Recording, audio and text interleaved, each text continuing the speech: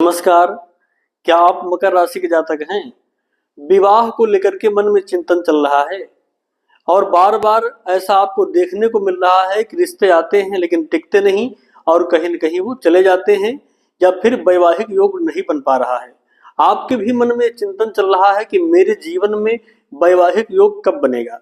जी हाँ, तो ये वीडियो आपके लिए 100% आप ही के लिए है और इस वीडियो में हम बतलाएंगे कि 2026 आपके लिए वैवाहिक योग किस प्रकार से बना रहा है या नहीं बना रहा है, कब सही समय रहेगा और कब खराब समय रहेगा। संपूर्ण विश्लेषण करेंगे आपकी राशि के लिए वैवाहिक योग को लेकर के 2026 में। तो मकर राशि वालों के लिए 2026 में वैवाहिक योग कैसे बन रहा है इसकी चर्चा करते हैं। आप देख रहे हैं हमारे इस चैनल पीटी रामरतन तिवारी को। अगर आपकी दिलचस्पी आध्यात्मिक वीडियो में, ज्योतिष संबंधित वीडियो में है तो इस चैनल को सब्सक्राइब भी कर लें। बात करते हैं मकर राशि वालों के लिए ग्रह स्थितियों को लेकर के कि वर्ष पर्यंत, वर्ष भर आपकी राशि से कौन ग्रह किस भाव में गोचर करने वाले हैं। देखिए, मूल रूप से जब हम वर्ष फल का निरूपण करते हैं तो 4 ग्रहों को ही केंद्र बिंदु मान करके देखते हैं, बृहस्पति और शनि, राहु और केतु।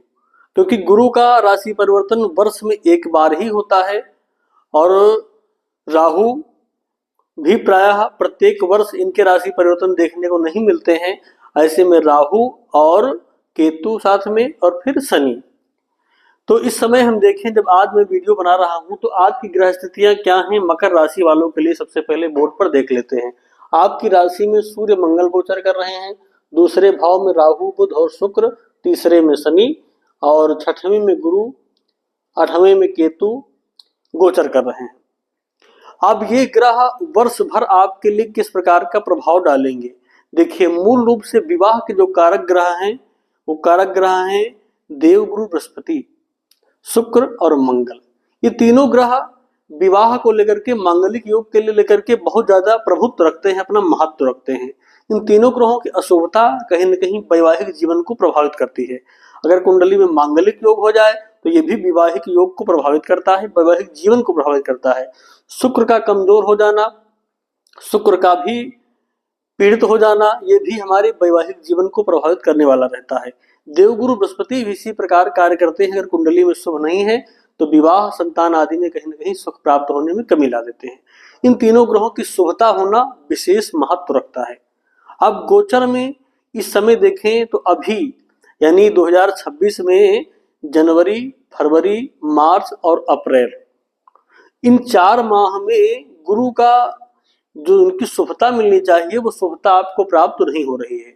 गुरु शिक्षा के, संतान के, ज्ञान के, मांगलिक योग, विवाह के योग के कारक ग्रह हैं। ऐसे में गुरु इस समय आपकी राशि से 6वें भाव में गोचर कर रहे हैं और 6वें भाव में जब देवगुरु बृहस्पति गोचर कर रहे हैं तो इस समय देखें तो आपके लिए न तो सुखद संतान योग बना रहे हैं और ना ही सुखद वैवाहिक योग का निर्माण कर रहे हैं। तो गुरु कब अनुकूल होंगे? 21 मई 2026। इसके पश्चात यानी 21 मई 2026 के पश्चात बाद में देवगुरु बृहस्पति आपकी राशि से 7वें भाव में गोचर करेंगे।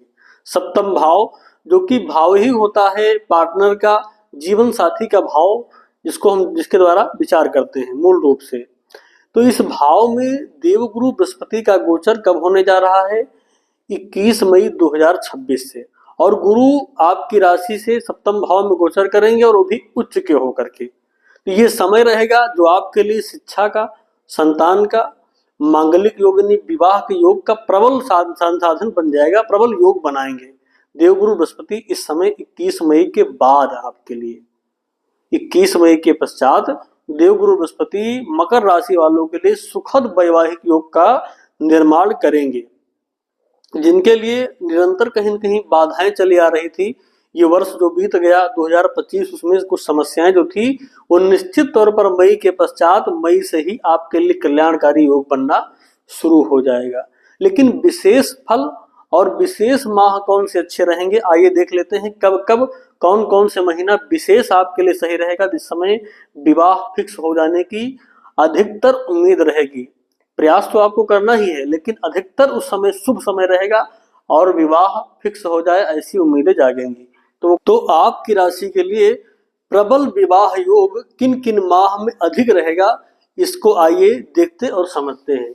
देखिए, जून का महीना सबसे खास और शुभ समय रहेगा आपके लिए मांगलिक योग का निर्माण करने में।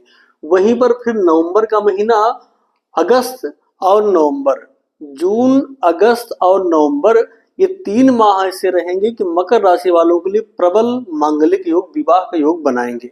ऐसे में इस समय का आपको पूर्ण रूप से लाभ उठाना चाहिए।